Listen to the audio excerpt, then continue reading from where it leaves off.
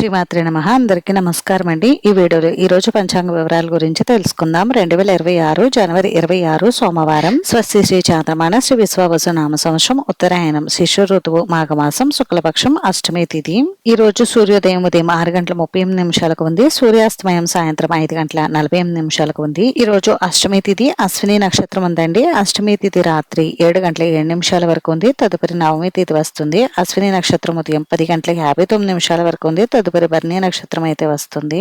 యోగం సాధ్యం ఉదయం 8 గంటల 6 నిమిషాల వరకు ఉంది. తదుపరి శుభం తెల్లవారుజామున 5 గంటల 5 నిమిషాల వరకు ఉంది. తదుపరి శుక్లం కర్ణం భద్ర ఉదయం 8 గంటల 9 నిమిషాల వరకు ఉంది. తదుపరి బభ రాత్రి 7 గంటల 6 నిమిషాల వరకు ఉంది. తదుపరి బాలువ తెల్లవారుజామున 6 గంటల వరకు అయితే ఉంది. తదుపరి కౌలువ బ్రహ్మ ముహూర్తం తెల్లవారుజామున 5 గంటల 16 నిమిషాల నుండి 6 గంటల 4 నిమిషాల వరకు ఉంది. అభిజిత్ ముహూర్తం మధ్యాహ్నం 12 గంటల 6 నిమిషాల నుండి 12 గంటల 51 నిమిషాల వరకు ఉంది. అమృతకాలం తెల్లవారుజామున 4 గంటల 58 నిమిషాల నుండి 6 గంటల 28 నిమిషాల వరకు ఉంది. ఈ రోజు శుభ సమయం అయితే లేదు. వర్జం ఉదయం 7 గంటల 13 నిమిషాల నుండి 8 గంటల 44 నిమిషాల వరకు ఉంది.